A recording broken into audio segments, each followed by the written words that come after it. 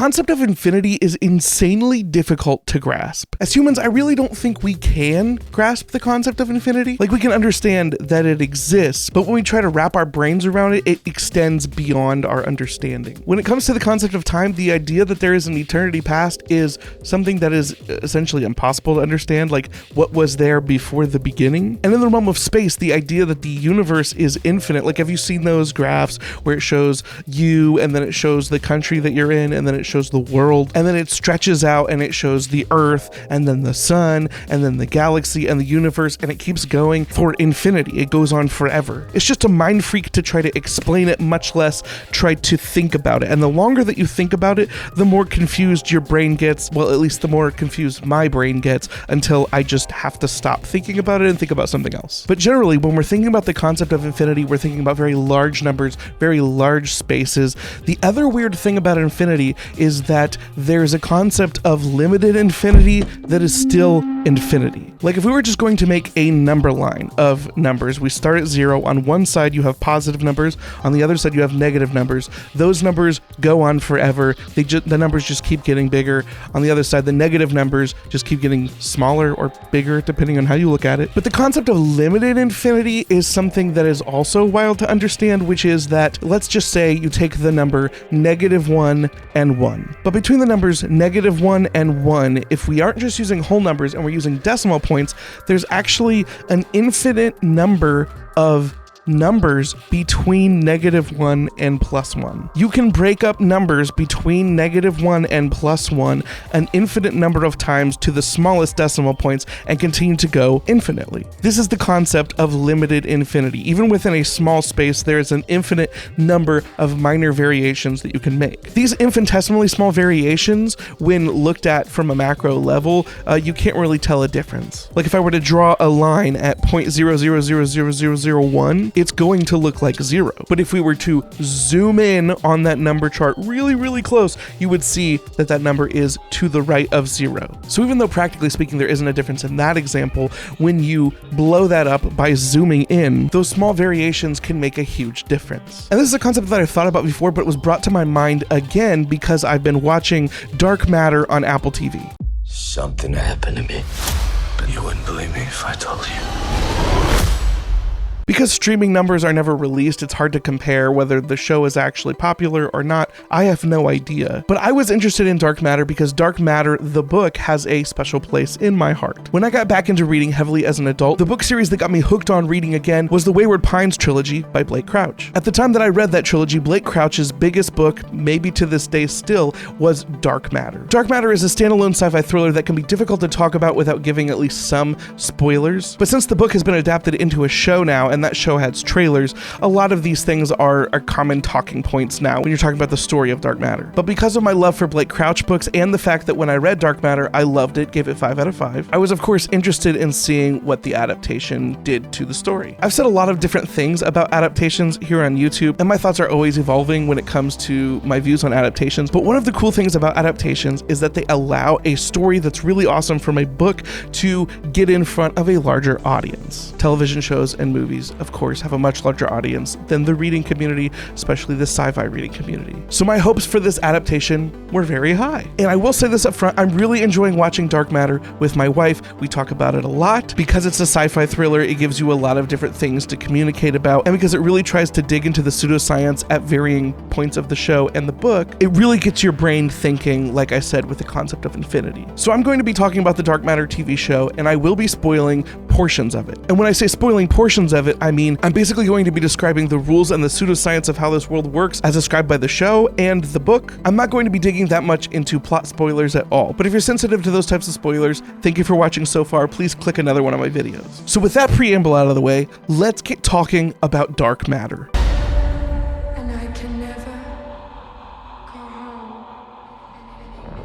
The story of Dark Matter starts with a man named Jason Dessen. He's a middle-aged man who's a college professor, and he's mostly happy with his life, but he has some regrets. There's a period of his life where he had a really big opportunity to make a scientific breakthrough or settle down and get married. Jason chose to get married to his girlfriend, and they have a kid together. 15 years later, Jason is looking back on his life and doing a little bit of the grass is always greener. He starts to wonder, what if I had gone this different direction? He's mostly happy, but he's a little bit discontent. It's at this point when a masked man shows up out of the blue, drugs him and kidnaps him, throws him in a box, and when he pops out of the box, he's in a laboratory and all these people grab him. There's all of these scientists that are monitoring him. He doesn't recognize anybody, but everyone seems to recognize him, and he starts to wonder if he's going crazy or maybe he's lost his memories. It's all very confusing, but the show very quickly establishes what has happened. Jason has been transported to a different universe, very similar to his own, but not the same. And then the Jason that belongs in the universe that Jason woke up in, we're going to refer to them as Jason 1 and Jason 2,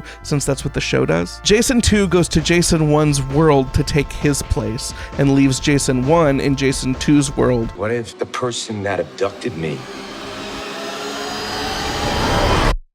is me? Hey, fam. Ultimately for Jason 1 to be able to live the life that Jason 2 had, which is the world where he didn't get married and instead he made that scientific breakthrough. That scientific breakthrough, of course, is the invention of this device that allows people to travel between the multiverses. It is a little bit weird that they're doing a multiverse show when I feel like the general cultural consensus is that they're tired of multiple universes with like Marvel and DC and all of these other things happening, but they probably made the decision to make this show before that fatigue set in. Oops. Anyway, the premise of Dark Matter is that Jason 1 needs to make it back to his own universe to get back with his wife and kid. So how does multiverse travel work in Dark Matter? Well, it's a combination of two things. There is the box and there is a drug. The box is an obvious reference explicitly called out as referring to Schrodinger's box, Schrodinger's cat. If you aren't familiar with Schrodinger's cat, I'm not going to get into super explicit detail. That would make my wife insane. She hates when I bring up this concept. But essentially, it was a thought experiment from the 1930s. To probably oversimplify it, there is a cat that's placed in a box with a potential death trap that could either trigger or not trigger. If you leave the cat in the box with the death trap that has a potential to trigger or not trigger an equal amount for some extended period of time, then until you know whether the cat is alive or dead because you observe it, we could consider scientifically, theoretically, the cat is both alive and dead at the same time until we see it. The many worlds interpretation of Schrodinger's cat in this thought experiment, the one that the show Dark Matter is concerned with, essentially because this cat cannot be observed and the multiverse is real in Dark Matter, there are actually two universes that split out from this point. One where the cat died and one where the cat lived. And whether or not when you open the box the cat was alive or dead, that's the universe that you become entangled with, and that's your universe. Essentially any choice that could go one way could go a different way. But because of our limitations as humans, we can only observe the things that we see in the timeline that we're on. But in the multiverse, there's another version where a different thing happened. We've probably reached a point in society where I think that is a concept that people are familiar with to some degree. The box in Dark Matter allows someone to both not observe anything on the outside. The person inside the box is technically an observer, but this box isolates him completely from sound, sight, smell, light, everything from the outside. It also prevents anyone from the outside from observing the person in this box. The other piece that's important for this puzzle is the drug. Smoke weed every day. There's a special drug that exists in this world where if you take this drug inside the box, it actually breaks down the barrier of your brain that allows you to only perceive the world that you're in. So once you've locked yourself inside of this box and you've taken the drug, you gain the ability for yourself to see every version of yourself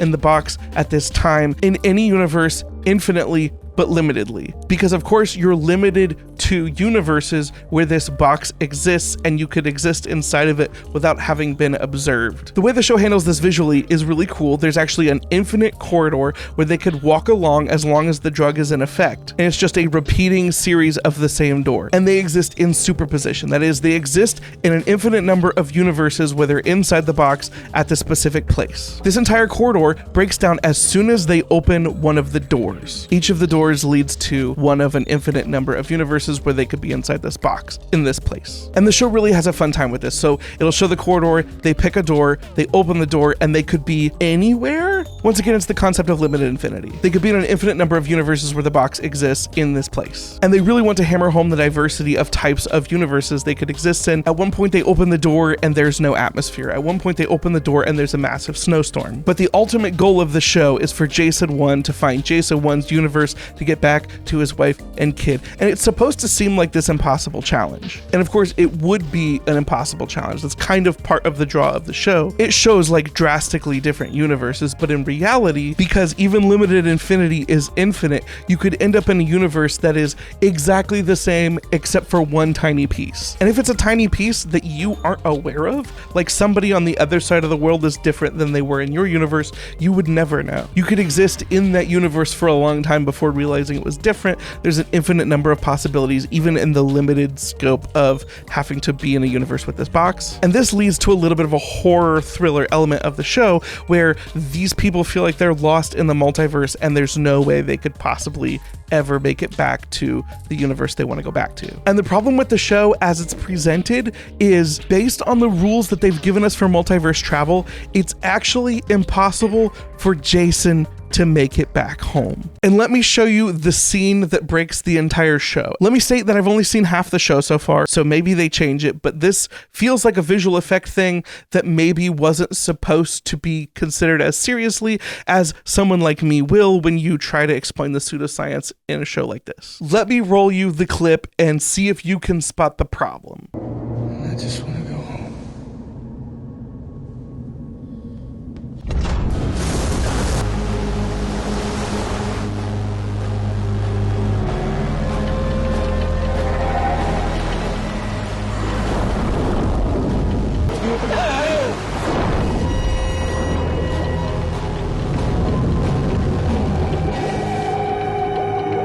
Wait, did you catch it? Let me roll it back. Let's watch it again. And there, Jason can never make it back to his universe, to his wife and his child. The problem lies in the fact that the show explains that the multiverse travel is only possible because of the superposition of the box. So fairly early on in the show, Jason 2, existing in Jason 1's world, becomes afraid that Jason 1 might come back. And I paused the show when I was watching this with my wife because, of course, I'm an annoying person and that's the kind of thing that I do. And I asked my wife, I said, what is the one thing that Jason 2 can do to make sure that the actual original Jason 1 never can make it back? The answer is scoot the box 1 inch. Because as powerful and awesome as a tool as multiverse travel can be, given the rules of this circumstance, if the box moves at all, it is no longer possible for Jason 1 to travel back to the universe that he came from. Unless, of course, the box in Jason 1's world were moved to match the new position it was given in season 2. So when this water scene happens and the box sinks, my brain goes, he can't make it back ever. And the way the show plays it off is that it's not a big deal and they haven't acknowledged it yet. As obvious as moving the box seems to me, Jason 2 actually goes through a different route to try to stop Jason 1 from ever coming back. Which is to say, when we're dealing with an infinite number of universes, it could be a different version of someone that's slightly different than Jason 1, where the box is slightly moved as well, coming back to Jason 2's universe, and he wouldn't know the difference between that Jason 1 and the original Jason 1. All of that aside, all I'm trying to say is this special effects shot here has actually made it impossible for Jason 1 as we know it to be able to make it back to his family. So this show is automatically going to be a tragedy. If the show ends with him making it back to his family, we as the viewers all have to acknowledge that this isn't actually his family. It's just a universe that's very similar to the universe that he came back from. It could literally be the exact same universe, with the only difference being the box being in a slightly different position. Of all of the things that I've ranted about on this channel, I feel like this may be one of the nerdiest. Are any of you watching the show Dark Matter? Have any of you read the book Dark Matter? Did you love it? Did you hate it? Of course, some of these problems exist in the book as well. Honestly, the idea that two people could exist within the box at once and that not cause a problem with observability, they attempt to explain it with the drug, but it never made sense to me. I'm falling back into the nerdy thing again. Let me know your thoughts on this theory, the show, the book, anything in the comments down below, please? Are you one of those people who, like my wife, just says I'm overanalyzing the show and maybe I should just enjoy it for what it is? I think it's physically impossible, mentally impossible, spiritually impossible for me to do that. Anyway, I've missed you guys. I hope to see you again soon. Just remember, I'm not your dad, but I am your best friend. Bye. And I can never go home. Sleep, no one ever get enough. Always looking out tired. Sleep, no one ever get enough. If I don't show up, I might get fired. Sleep, no one ever get enough. Always looking out tired. Sleep, no one ever get enough. If I don't show up, I might get fired.